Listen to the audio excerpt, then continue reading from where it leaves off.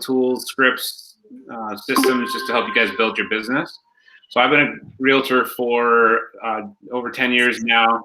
I've been on the team. We have 6 agents on my team. And we're Synergy Real Estate Group is our group. And then we have the Elite Coaching Program is another business that we run on the side here. So yeah, Hiroshi, you want to fire away a quick intro? Yeah. Yeah, I got a haircut today, so I'm looking fresh, finally. So I've been in real estate for 12 and a half years now. I started when I was really young, 23, but that's what I recommend. First couple of years were pretty rough. I didn't really have a coaching system or anything like that. I was mentored through first 3 deals. That was with a different brokerage. I joined Keller Williams about 10 years ago on a team as a buyer's agent, and that changed everything.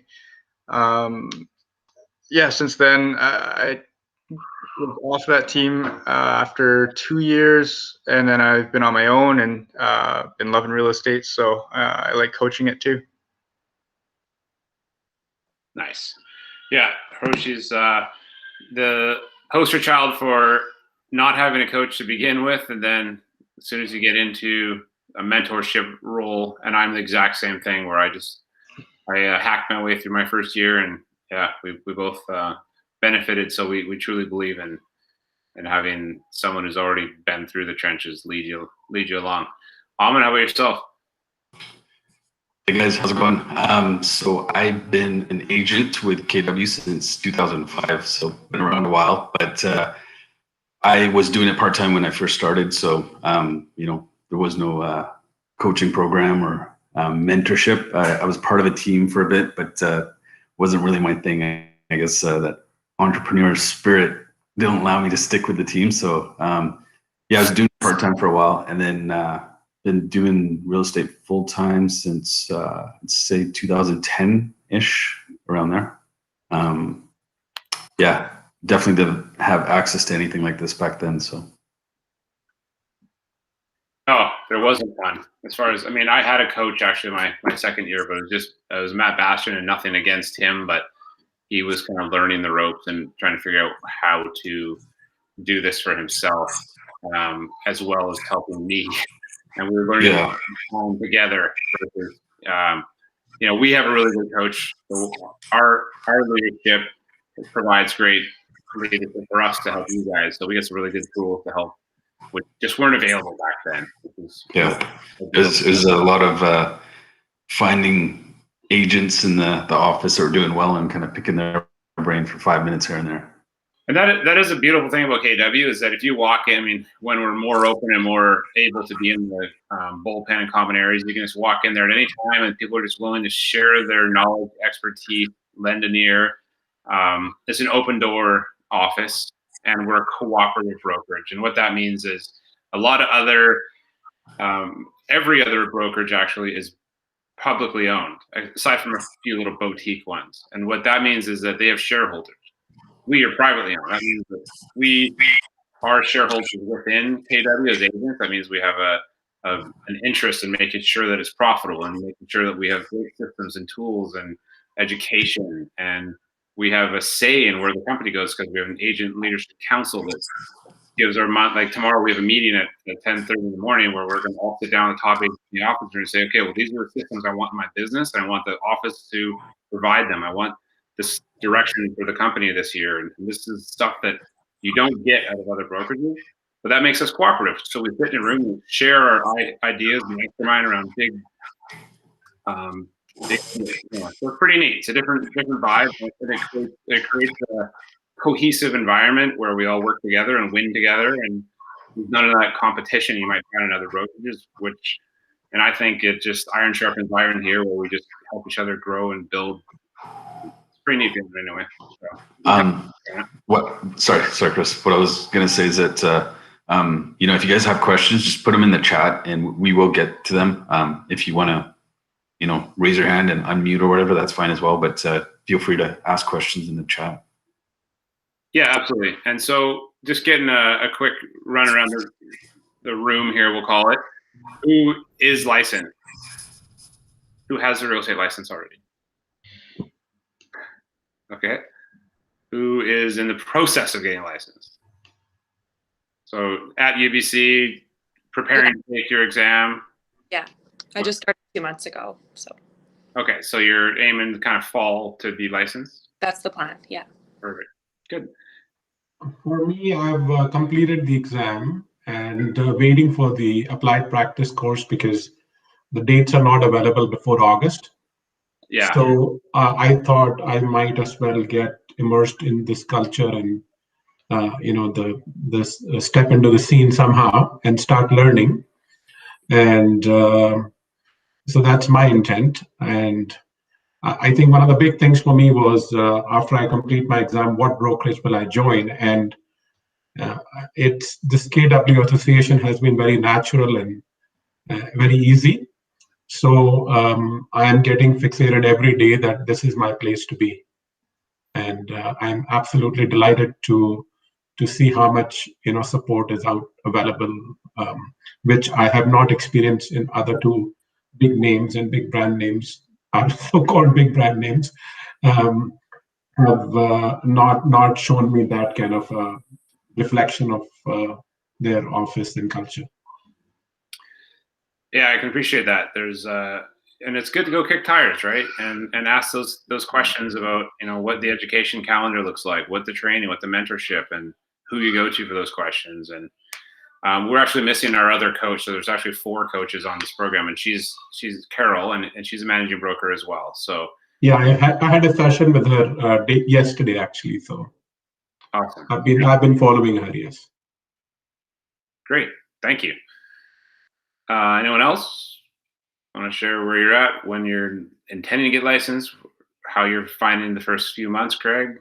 Yeah, I've completed the, I guess, first 2 modules of the applied practice course. So I've just got my temporary license. Yeah, and plugging through. I just did my first co-listed one over the weekend, which sold on Sunday evening. So I feel like I'm going strong. But the next morning you wake up and you're like, okay, I got nothing else. So it starts all over again. So this just the full circle. But cool. Yeah, definitely want to learn. So.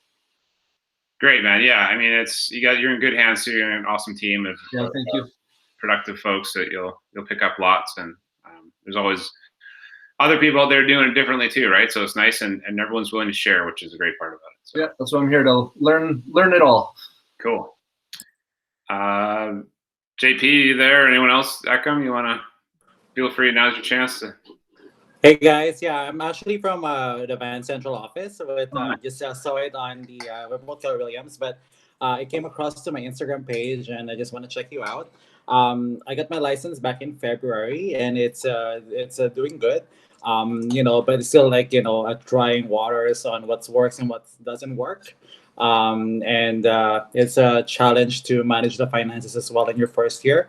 I got a couple of deals that came in, and just trying to leverage those commission money that I got, and then leverage it to something that would produce more business. Yeah. Thanks for having me, guys. I appreciate you guys letting me in. Of course, man. Yeah, welcome. Thanks for having us. Thank you. Join us. Anybody else? This is your chance. Jane, how long you been doing the business? Oh, well. Weekend or two? Just a few decades, that's all. I have been working with my husband in this business for 30 years, and I love to teach, so I like to see what the guys are teaching these days, because they've taken over that role, which is great. And it's a great business to be in. And I brought a guest today.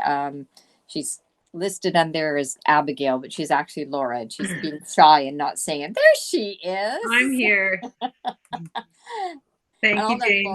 I'll let Laura introduce herself. Hi, I'm Laura. I wrote my exam back in March and just waiting for the applied course as well. I get to start on Monday because they bumped it up, so that's exciting. Nice.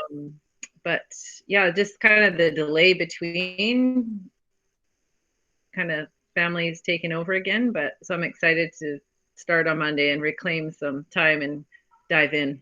So I appreciate this because all the learning is very helpful. Definitely welcome. Yeah, it's exciting. Well, you're almost there, hey? Almost. Yeah, so close. Cool.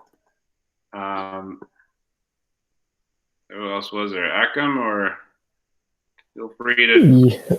Yeah, I've been in real estate for like a month and a half, and every day goes by, and I like it even more and more from yesterday.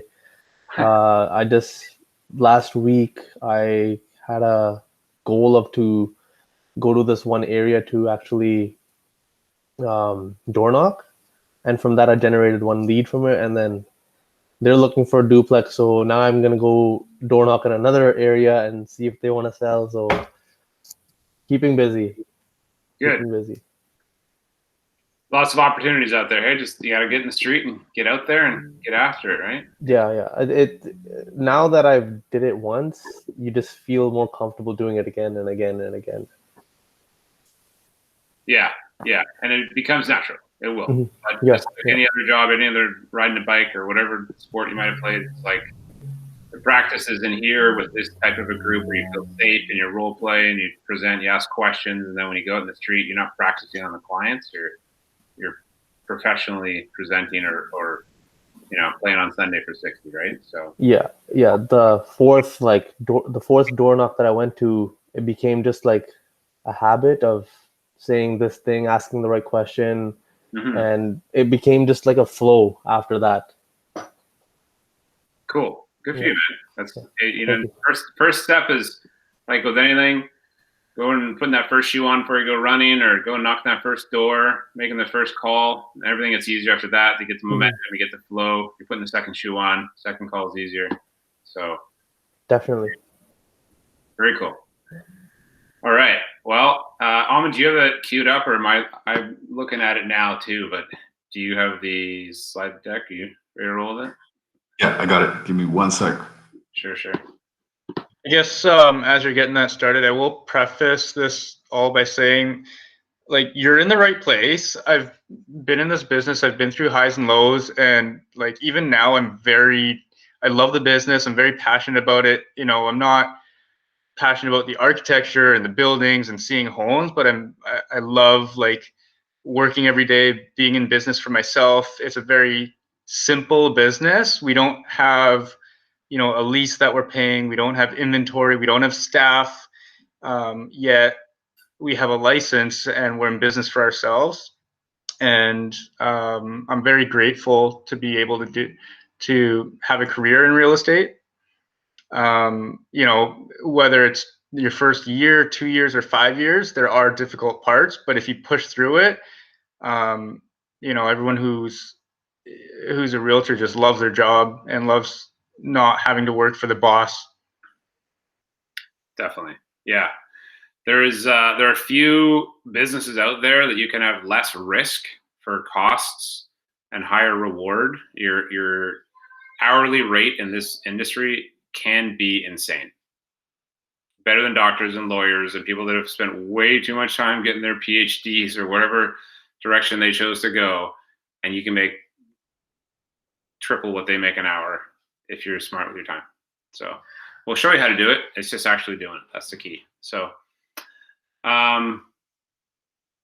so without further ado, this takes probably about 20 to 30 minute presentation. Then we'll leave some time at the end for more in-depth questions. You guys want me to elaborate on anything, just let me know. We'll slow it down a bit.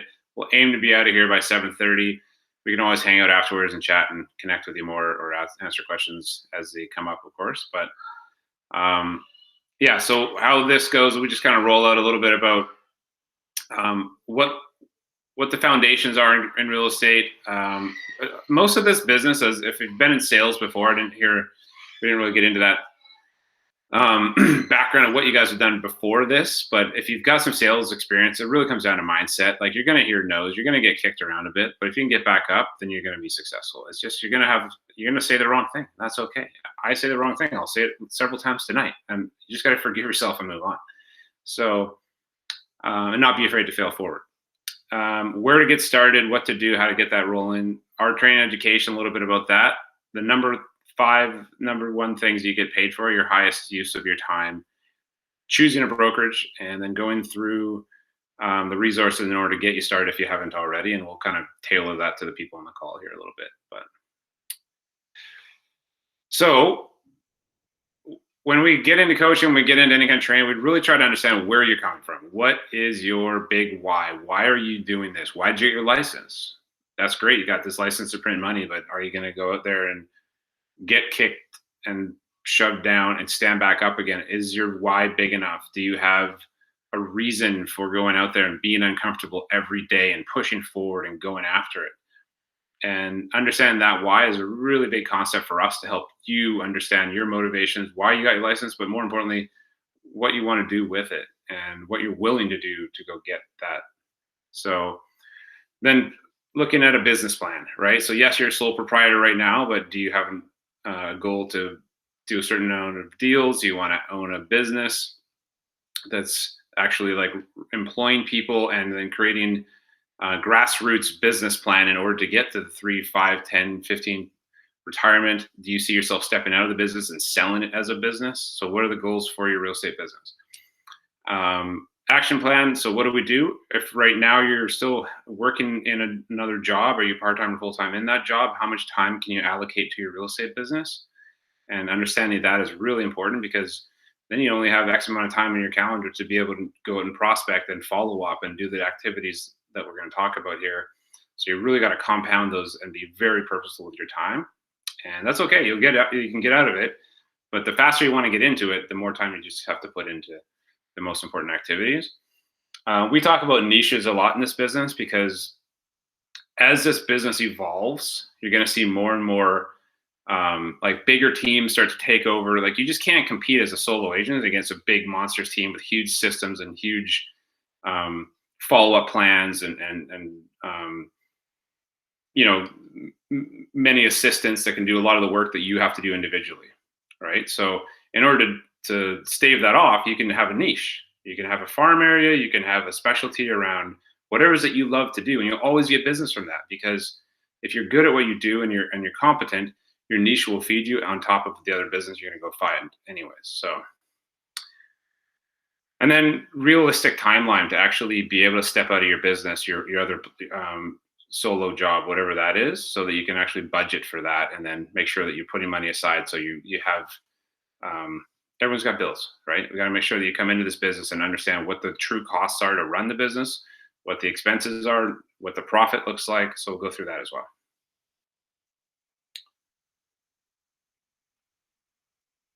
So on the way into becoming a realtor, you have not already gotten your license. We'll kind of skim through, because I think most of you guys at least have a concept of where you're at right now.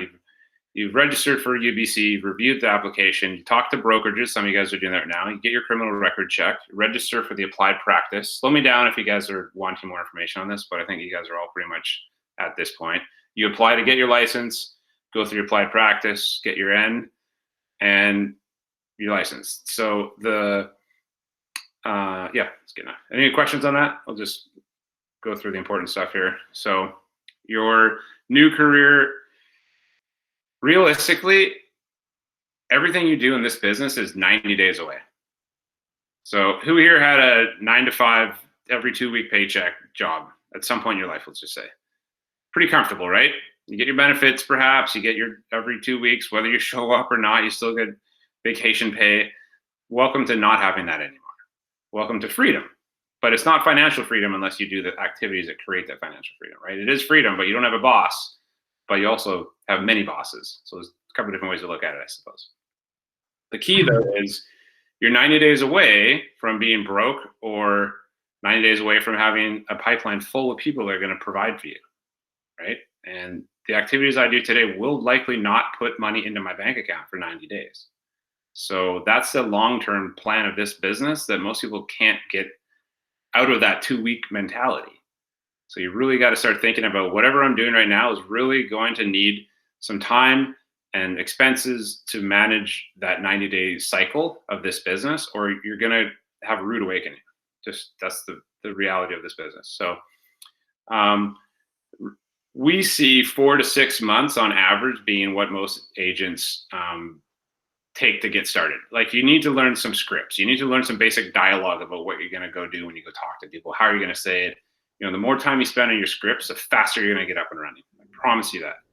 So if anything in your business right now, before you're even licensed, just reviewing and practicing a role-playing scripts and understanding objection handlers and these type of things. I know it sounds like it's canned and corny and it doesn't work until you say it and they go, oh, I knew what they were going to say. You know, that worked really well. And oh, look, I set the appointment. Oh, look, I got a listing. Oh, look, they just paid me. So because you have these objection handlers dialed in, it just makes everything else easier. I promise you that. So that being said, you should have probably 6 months of your monthly nut set aside, if that makes sense. Your monthly expenses, at least 6 months of that in the bank, prepared that you won't get paid for 6 months to be safe. And maybe a backup plan for, you know, as the commissions start to trickle in, we'll say. That makes sense? And this, you know, 90-day mentality, for example, Ecom, you door knocked someone who's looking for a duplex. So now you got to go find the duplex. Let's say you're going shopping every few weeks or every weekend, and you find one in 3 weeks.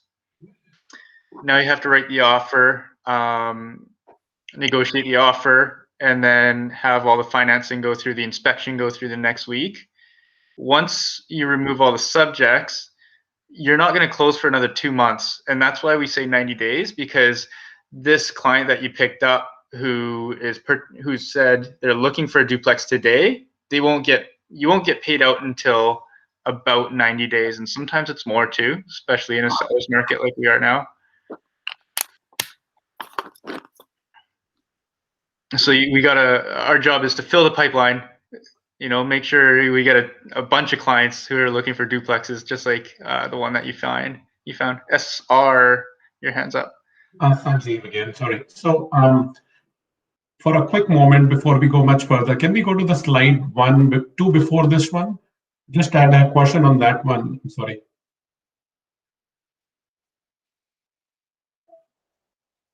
This one, yeah. So do we obtain a criminal record check and apply for licensing before the applied course finishes, right? Correct. Yeah. Once you've... So like I've registered for the applied course, but I haven't obtained my criminal record check yet. Yeah, so that's probably one of the next steps. It'll be in your handout. It'll tell you. Okay. You're just going to pass that along to the UBC as you're registering for the applied practice. It's just okay. Thanks for the time. Thanks. Definitely. Yeah. Sorry. I kind of go through that usually. Is there something we should know about you? Now's the chance. And it's funny when we do this in person and you have people that come in, you're like, and the applied practice course. And like, there's always one guy who just gets up and walks. So, and my time is spent here. So I might as well check before I get to know myself, right? Yeah, good to know.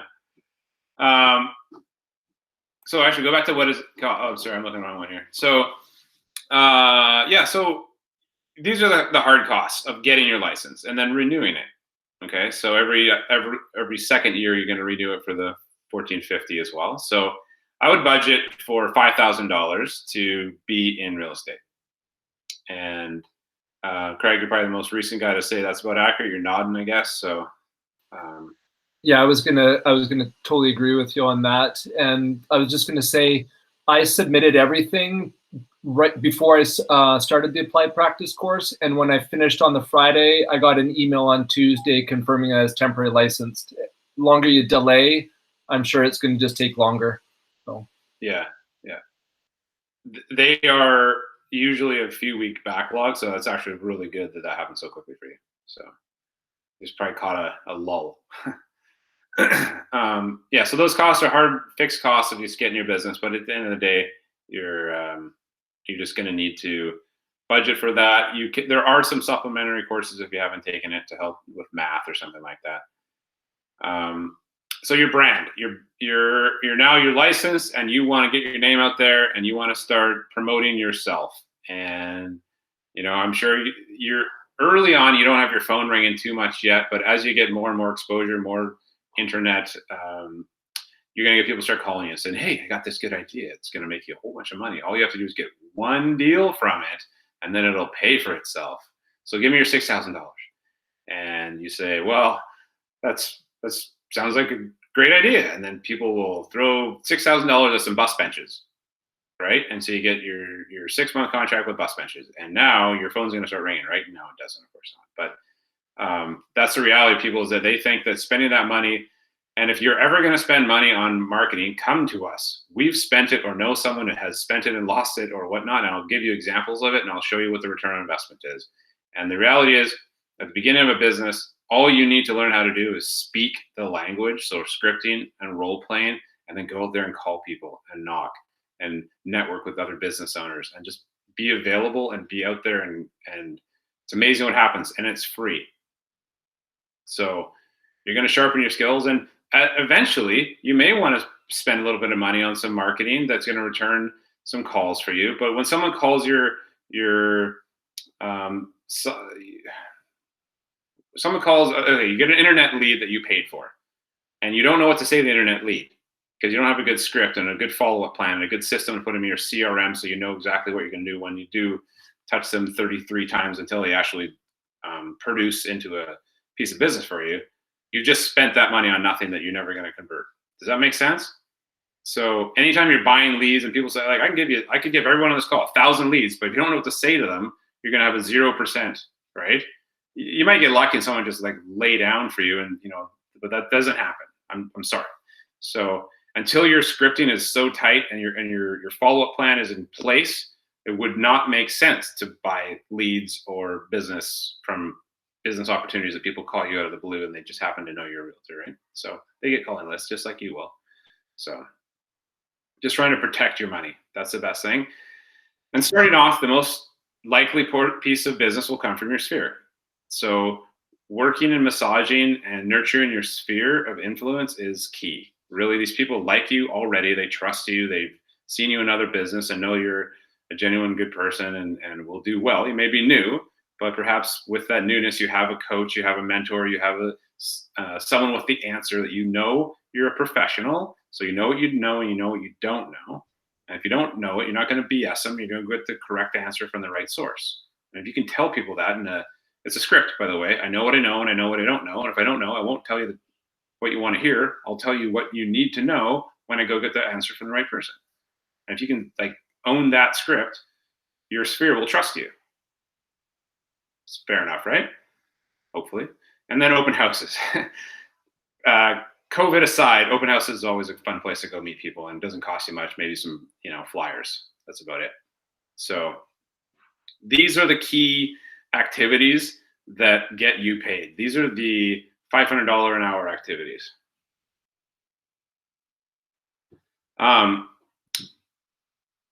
Scripting and role playing. We've mentioned that enough times.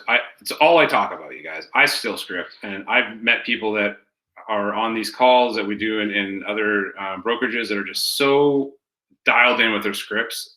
Like, I just know they make killer money. I know that they have a really good business model because of the handle and the language, right? So think about Barack Obama before he's going to go make a speech, or think about anyone else who's out there that's very well trained, an actor, right? He's going to go and The Rock or something, and go make a big movie. He's not going to just wing the script on and hope it works out, right? That guy's in the mirror, he's talking, he's got a script partner, they're practicing until it's dialed, and then they go do it in front of people. And you get paid very well to go do it in front of people, by the way. Maybe not The Rock good, but pretty close. So lead generation, prospecting, okay? That's the second thing. So you're going to do this in order, obviously, because first of all, you're going to sharpen your tools before you go out and use them. And then you prospecting, and then lead follow-up. And follow-up is different than lead generation, because lead generation is always outgoing, never talked to you before, always looking for new pieces of business and new opportunities. Lead follow-up is people I've already talked to. They said they may be moving in a month or 2 or 3 months, and now I'm starting to connect with them again and reminded them of where I am and what stage of the transaction they're coming up to. So that's follow-up. It's different. It's conversion.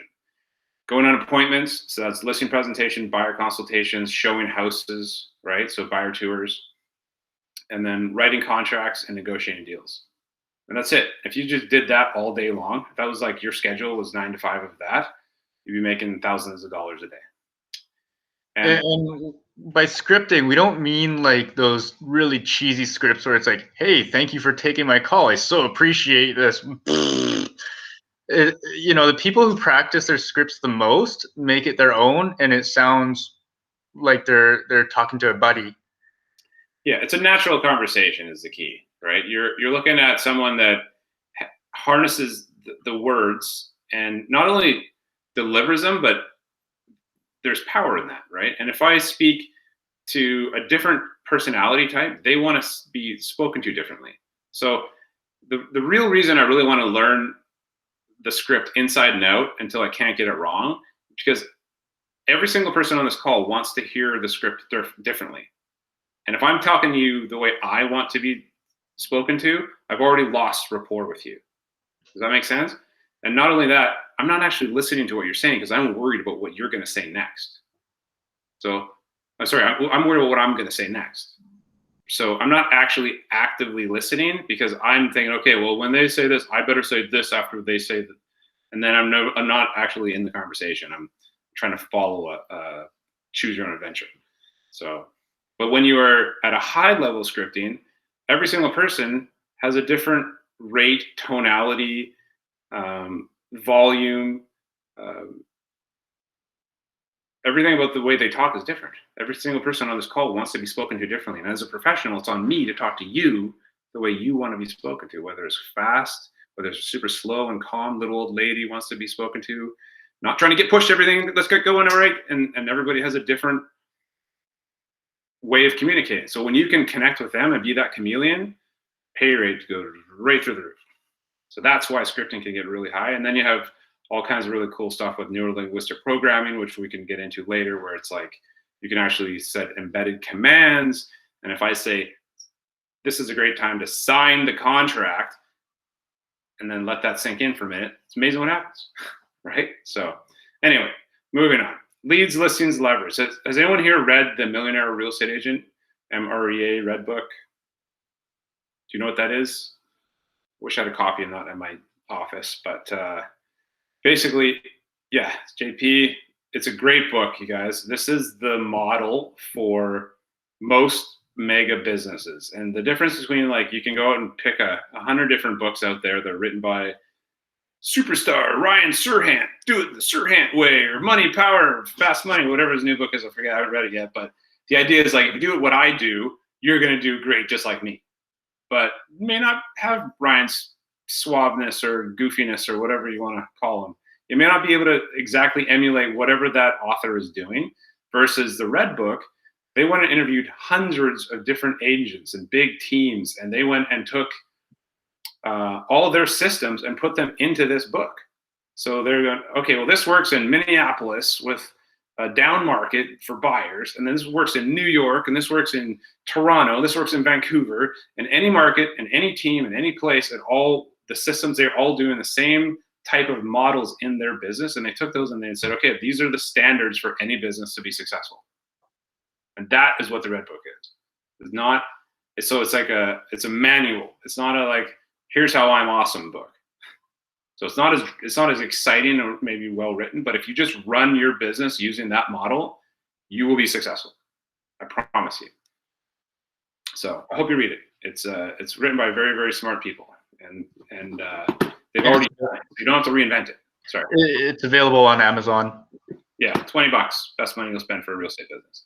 Yeah, it's the best book on the topic of being a realtor out there. Has anyone else read it, so I don't have to just talk about how awesome it is? It's called the Red Book? No, it's MREA, Millionaire Real Estate Agent.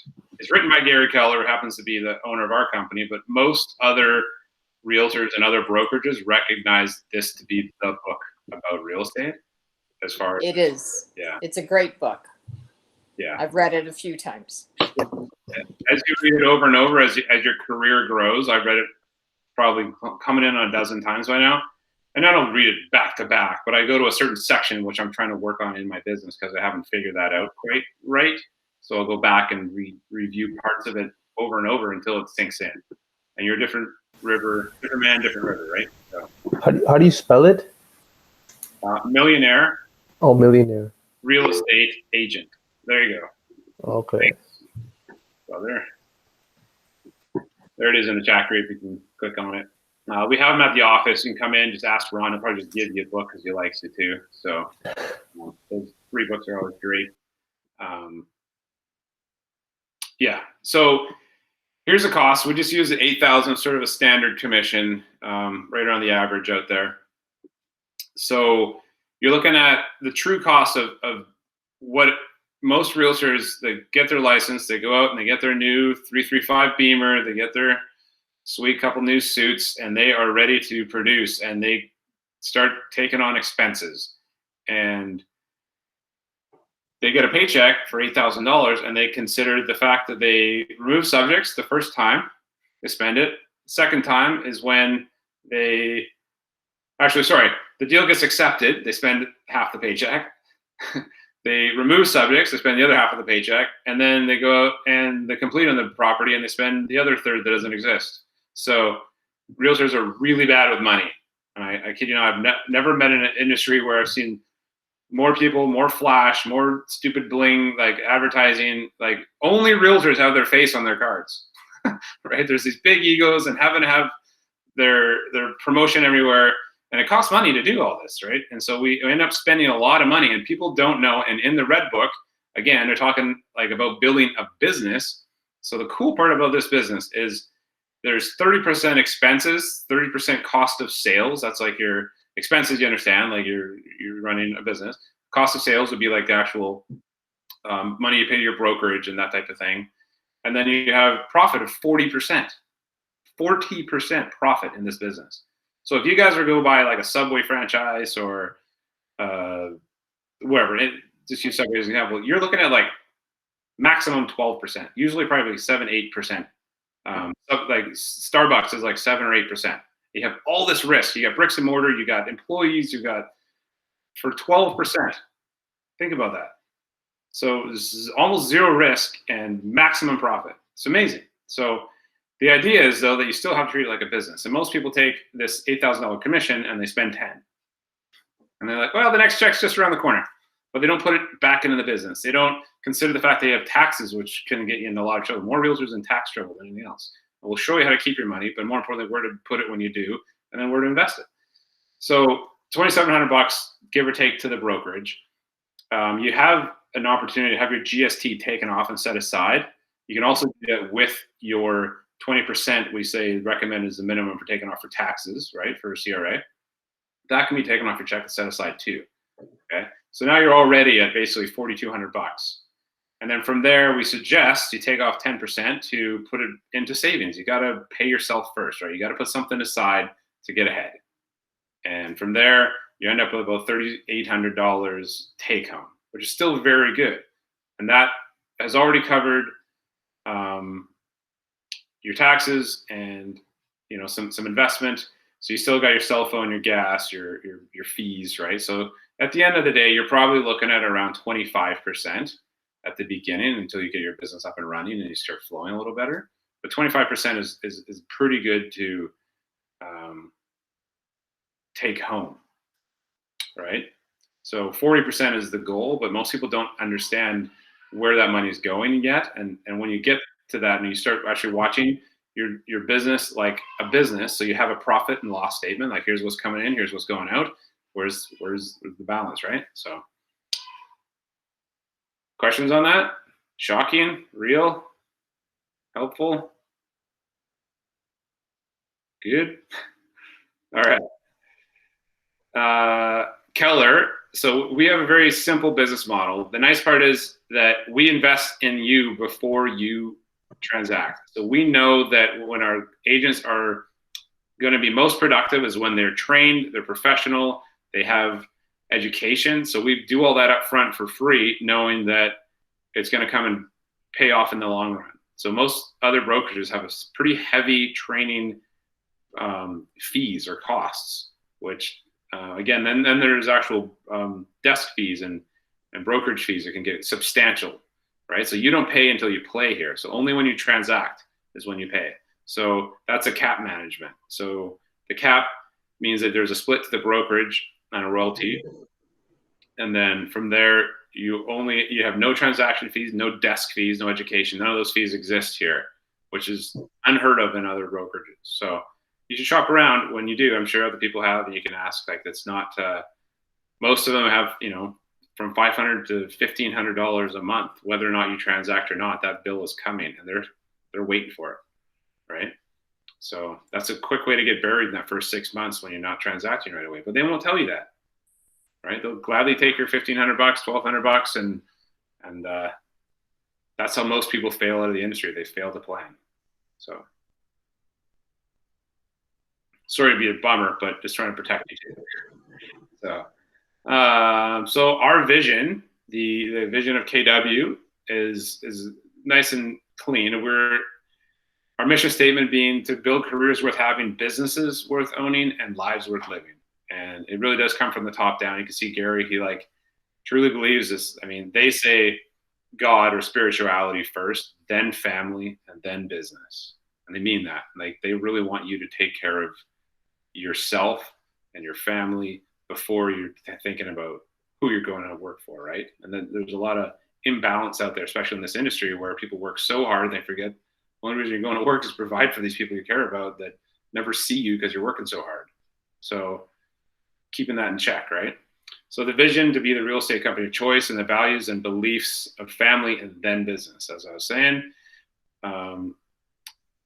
It's a local business, real estate. It's, good.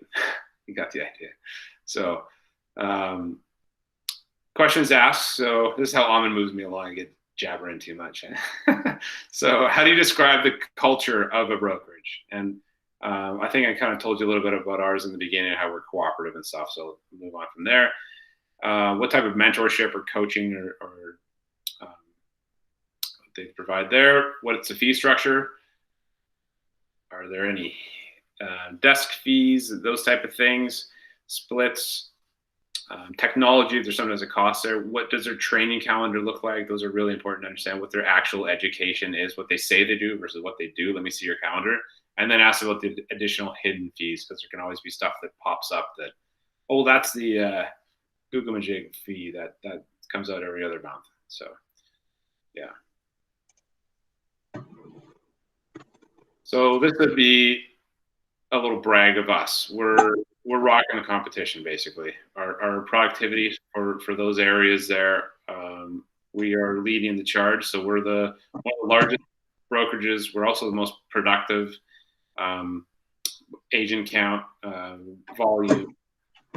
It's pretty impressive. And this didn't used to be this way. We were a small little boutique brokerage. It just kept growing and growing, and now we're just like these beasts that we're on everybody's radar. So it's pretty fun to be in this side of it used to be Keller Who.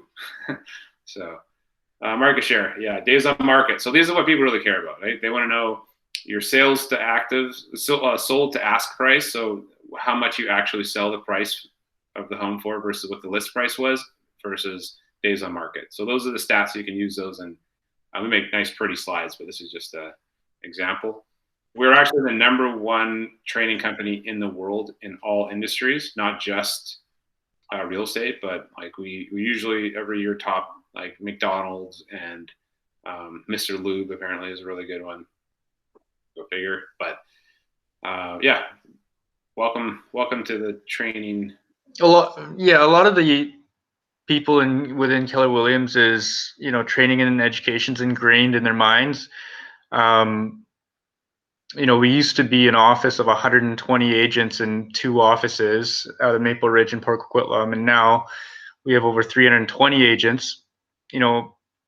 About 3 years later, we have an office in Surrey. We got another one in Coquitlam coming up, and Van Central's opened up as well. So we got an office everywhere, and a lot of the people who are in Keller Williams, they don't come here just to train. Once they're finished their first 5 years or so, they like to get on the education side and teach new agents. So we had Annie teach in her second year. She was already teaching a class called How I Survived My First Year in Real Estate, and doing a monthly class. And we have people teaching courses on open houses. And so, we love seeing people coach and train as well.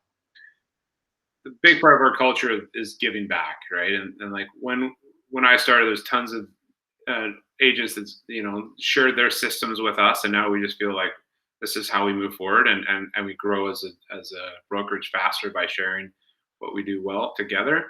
Lots of masterminds, that kind of stuff. You just don't get that mindset at other brokerages. So it's an abundance mindset, right? There's just more business out there than you could ever go and capture by yourself. So let's go get it together. So a little bit about our coaching program real quick. We have Carol that goes through your web forms and your contracts and presentations to make sure you guys are just, the basics are covered. So you're prepared and safe with your contracts, and understanding how to think about contracts, when this clause goes in what situation, right? And that's a big part of this.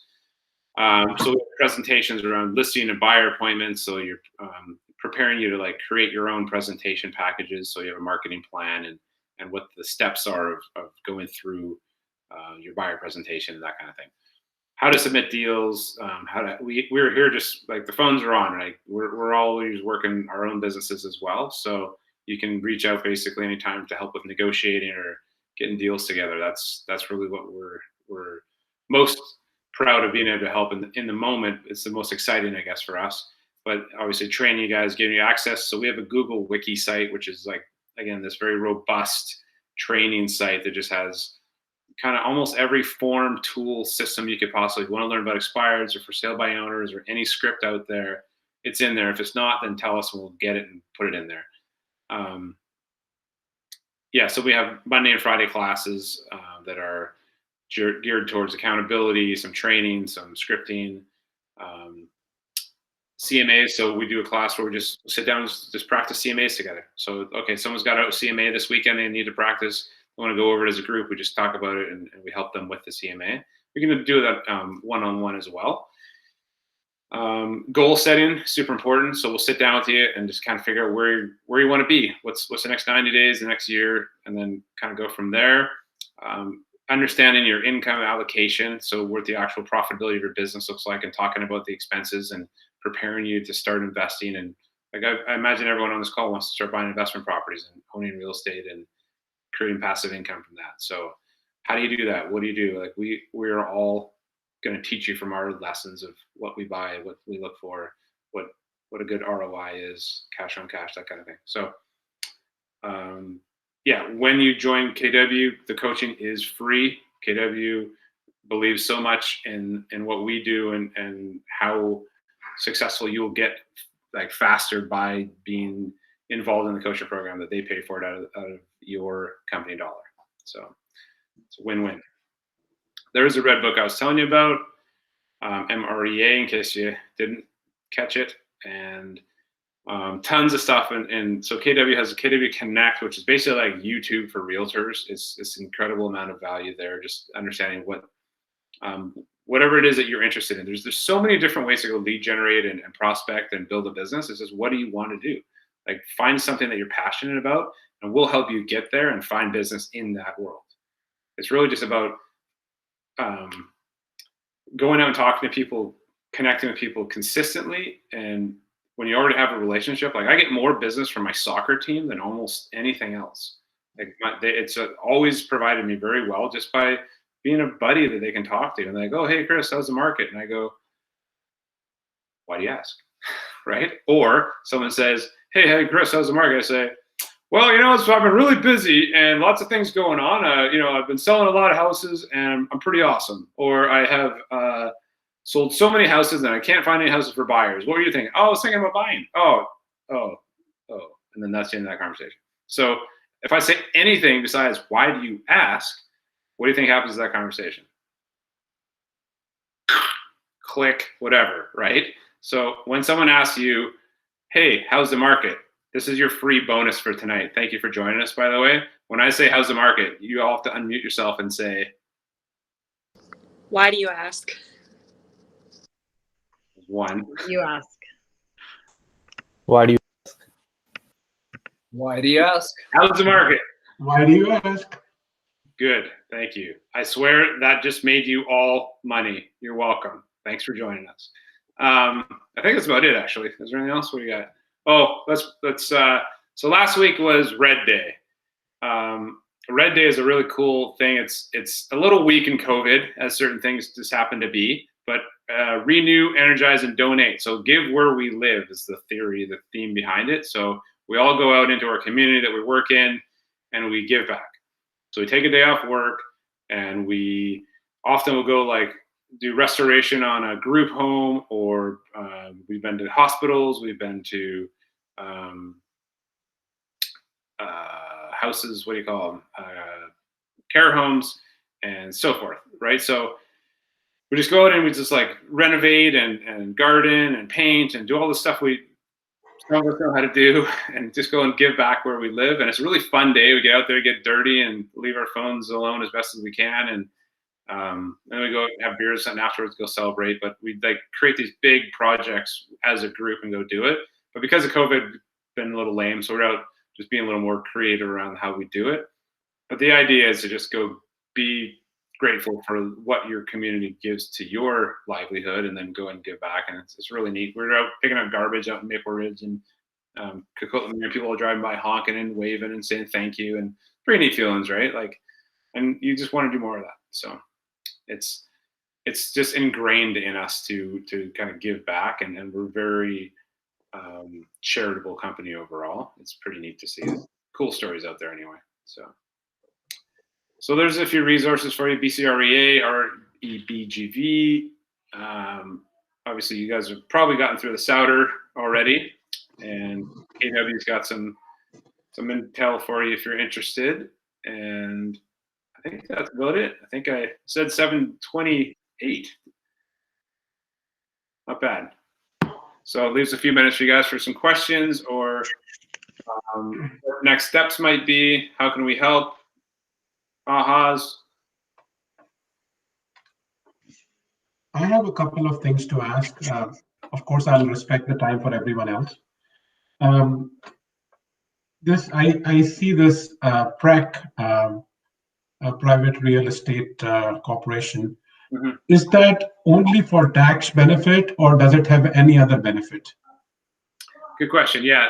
So there's a few reasons to do it. One, sheltering from tax and not paying more than you need to. When you're ready, when you've created enough income within your sole business and you don't have debt, and you're keeping money in your business account, we'll say, at the end of your year. But if you're not earning enough money, then there's costs to running the PREC. You got to obviously incorporate. You've got to have a second license for your PREC. So you have to have another real estate license to, and paperwork and taxes, that kind of thing. So. Because I already have an incorporated company, so and I thought if I make money on this side, and if I start kind of driving till I can drive more, I can hold on to do the PREC yet, because I'm not totally banking on the money from this income yet. So maybe not necessarily not a good idea, perhaps, to go PREC right away, right?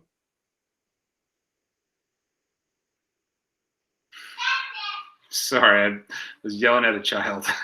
No, that's totally fine. The other question that I had, sorry, did you have anything else to say other than taxation? There are like benefits of, some people think it looks better, like it's more of a permanent business when you're incorporated. Okay. Yeah, you could have a holding company attached to a PREC that you could own real estate investments and stocks through. But the main reason is for tax shelter and tax benefits. You used to be able to do some income sprinkling with spouses and whatnot, but they're starting to close up those loopholes too. But it's still worth doing. Like, you're at 11.5% versus 45%, right? Like, there's substantial tax benefits at a certain point, right? But most people are like 120K GCI, start seeing that the need to do that, and it really depends on your individual. Like, if you're out spending more than you're earning, then don't do it. Yeah, basically you have to cross the threshold of the cost of doing it, right? So that kind of a thing. Just going back to one of the slides when you had talked about the wiki site, I presume that kind of an access will only become available after the license is drawn, right? Yeah, that's a proprietary thing that we've built for the coaching program, actually, and it's great. Yeah, anybody coach. Thank you. And one last question. I think about, Hiroshi mentioned about more offices opening, and there is one office coming in Coquitlam, and then there was a mention about Van Central. Now, are there any real differences between one or the other? Or, I mean, I live in Coquitlam, so, I mean, I've been debating the thought whether I should join a brokerage that's closer to me where I live or where most of my clients are going to be. So I'm not kind of certain on that front. It's a good question. Yeah, depending on where your clientele is, that might be a consideration. But the 4 offices we mentioned, the Surrey office, the Maple Ridge office, the Poco office, and the Coquitlam office are all part of Elite. So they have basically the same system, standards, conveyancing, support, education, everything is kind of the same there. The Poco office is the hub, just to give you guys a bit quick overview. So that's where like the majority of the staff are there, and then each of the other offices have like desk staff. And we just had a meeting yesterday about adding some people in those other offices because we're just getting so busy that we want to be able to support more and have more bodies in there. Anyways. Now, did I hear that the Van Central is also part of this, or no? Yeah, so Van Central were a part of us, and then they've split off. So how you join and you come in, you kind of incubate with an office that's already in place, and then you go and you can create your own after they've been vetted by international, and there's a whole process. It's quite detailed, so they don't just let anybody do it. It's very strict. So Van Central's in like kind of East Van, and they were their own separate office. Great ownership as well over there. Almost as good as Terry and Josh. So, yeah, really smaller, but the one okay. But missed it. I think Jane had something to say about Prax. Oh, I was just going to say that you really have to be making more than you spend. And your best thing to do is talk to an accountant. Really, a lot of people think that they need to be a prec and they don't really need to be a prec. We in 30 years have never felt a need for it, but partly because there's just the 2 of us and we do the income splitting anyways. So it's really something you need to discuss with your accountant more than anybody. Yeah, it's not what you earn, it's what you keep. So, yeah, exactly. Yeah. Yeah, if you're spending more than you're earning, you will not have any need for a prec. That's why Jane only drives Bentleys and Land Rovers. So. Yeah, my Hyundai really looks like a Bentley or a Land Rover. That's got the same grill, I'm sure. I think so. Thank yeah. You. Thank you, guys. Absolutely, sure. I was just thinking about the office location as well. I believe you have to think about how far you want to drive to drop off your deposit checks each time too. You can do it at any of them. Well, of Elite, you can do it at any of them. Right. But and so another thing is if you're gonna, yeah, I mean, you just get on auto deposit or whatever anyway. So there's no. Yeah. A lot of people are. I mean, I don't know how it's going to look in the future, but right now most people are working out of their home office, right? So it's not as important as it once was to have. I really found I'm glad that I did start my career I started at my house and I moved to the office, and I still have an office there, but my admin is now there and I pop in there to rain, make a mess and run away, versus I used to be in there all the time. And I think when I was in there, I closed the door, I put my head down, I'm working, I'm making my calls, I'm purposeful when I'm there, and I come home and I can kind of let the office be at the office and I can be present. But now here I am at my house and I have an office here, and you hear my kids screaming, but at the same time, can also go and sort that out so my wife doesn't feel she's all alone. So sort of 2 sides to that. But it is good to have an office space.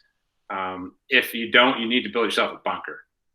And what I mean by that is something that's protected, that you have no distractions, you have the ability to have a private conversation. Can't be working at a kitchen table and expecting to talk about very important details and being distracted and having all kinds of things going on around you, and really be keyed into a conversation, especially when you're trying to learn the language at this point in your life. So yeah, you'll figure it out. Gotta be some more questions, guys.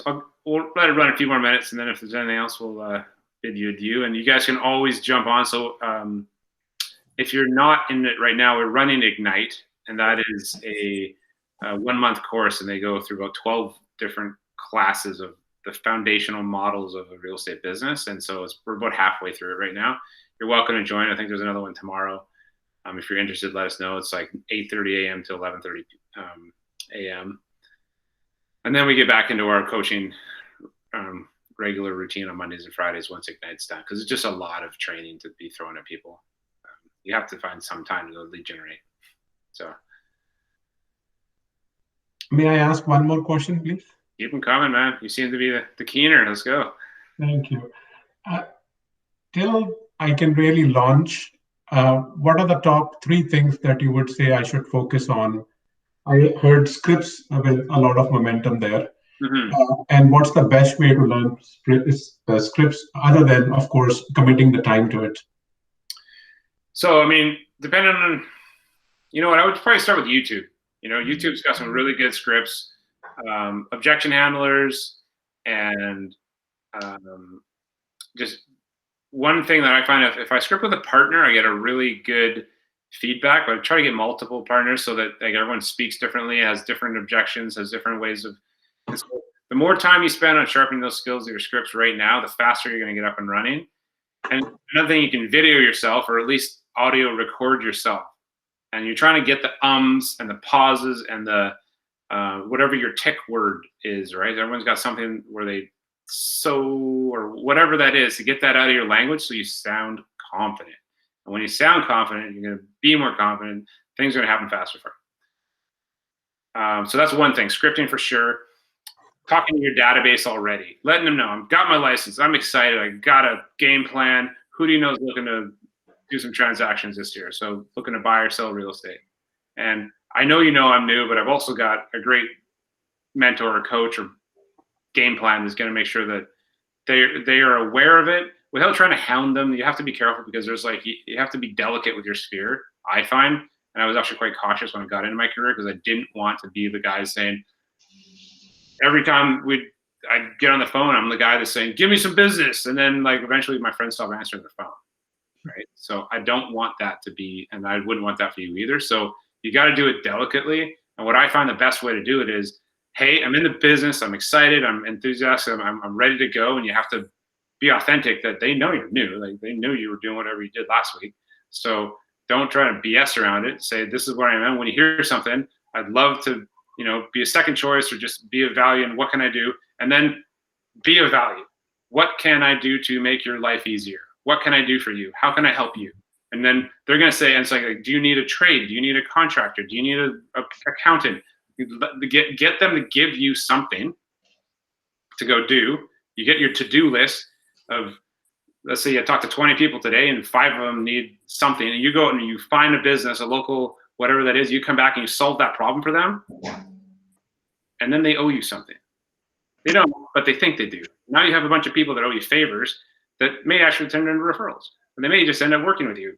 But the idea is that you just become a problem solver. You become a concierge, and you become the wolf if you've seen Pulp Fiction, right? So now all of a sudden they call you when they need a problem, or they have a problem. If they need a problem, they shouldn't be calling you, but you get the idea. So Stephanie, you had a question? Yeah, I just have one question. So most things excite me about getting into this business, but there's one thing that kind of scares me, and it's the 4 to 6 month sort of period to get you started before you are bringing in, or you know, before you're making money. Mm-hmm. I'm just wondering if you see people still being successful if they keep their full-time job for the first couple of months. And then just do this on evenings and weekends, or if you think it's something that requires just absolutely diving right in and, you know, making sure you've got some savings in the bank to get you started. It's a financial decision only you can make, I think, because of what your overhead is, what your support is at home, what your risk tolerance, I suppose, is. So I know that you'll never really get past a certain point without being full-time. Yeah. Like you'll do a couple dabble into some deals. But I started, here's a real quick example. I started this business. I had a construction business. I was a home renovator. I had a business. I had employees. And I knew that when I went and swung the hammer, I made money. I was guaranteed, today I'm doing this, and I just charged for the job, and I was probably making money within the next month for sure. And then I would go do open houses, and I go and do a bit of scripting, and then I go and follow up here and there. But that was like all like theoretical income if all this kind of worked out. So I never followed up to the degree it needed to be done to follow up. And I was like walking away from $1 million home sales to step over and like after everything making $3,000 on a job or something after sweating for way too long in the day. And anyway, I'm stepping over dollars to make dimes and wasting my time. And until I got rid of that, and I got my coach, and he said, take Ignite, and I did it. And all of a sudden I was like, oh, 3 months in, I started making real money and never really looked back, thank God. But had I not done that, I would have probably still kept working in the trades. And, it was just a leap of faith that I had to take, that I knew that it would be a time frame. And I just had kind of put enough money aside, had a couple jobs that were complete, and I could go chase down the money from. And then I was like, okay, we're doing this. So whatever that means to you and your time frame, just don't wait too long, because I waited a whole year to take that leap of faith. I was literally like a year before I left that other job, and I probably left 30 to 50K on the table, and probably only made 35, 40K after you look back at all the taxes and just bills and crap that I paid. So, and then it would have been that much further ahead the next year. All that would have been repeat and referral business 3 years later or whatever, right? But I didn't know that at the time. Yeah, that makes sense. That's helpful. I thought that might be your answer, but I just wanted to hear your story too. And I do think it is a little bit scary just thinking about it, because I've never gone without income for, I'm used to a steady paycheck. So it's just a complete, it'll be a change. But that's good. That's good advice. For sure. And there's a few options out there. You can join a team, which should provide more faster training and accountability, steadier income sooner. They should have some leads for you and help you kind of close and convert. There's, potentially finding licensed assistants work, not guaranteeing that's easy to find right now, but at times it just kind of falls out of the lap. If you put your hand up, you never know who might ask for some help, and you might just get part-time stuff. We have in our coaching program a concierge service where we try to offer a little bit of money for the people that are in coaching to be able to go and like host open house or let inspectors in or do buyer showings and just get paid, a few $100 here or there, but it starts to add up if you're doing a bunch of that and you're learning the skills while you're doing it. So it helps the agents that are super busy, that don't have teams and leverage, but at least they can say, hey, can you open a door for me? And I don't have time to get over here to let the photographer in. Would you mind doing that? I'll give you $100. And you're like, sure. Right? Right? Yeah. Okay. Awesome. Thank you. Absolutely. Good question. Very honest. It's real. Yes. I had to ask. I had to know. Everyone asks. Yeah. It's not so. Just wanted to say I got to step out, but thank you very much. I always learn something from you guys when I sit on the class. So thank you very much. I'm going to look to start getting into your prospecting course pretty soon. So I appreciate it all. Thanks. Yeah, thanks. Okay, anybody else? Oh, your hand is up, but you're not. Sorry, old hand. Yeah, reflex. Cool. Well, if anyone has any other questions, let us know. We're always here. Got our contact information. You're welcome to reach out. Yeah, appreciate your time. Welcome to KW. If you are considering it, always happy to meet with you guys and give you some more intel or have a one-on-one or give you a walk tour, whatever you like. So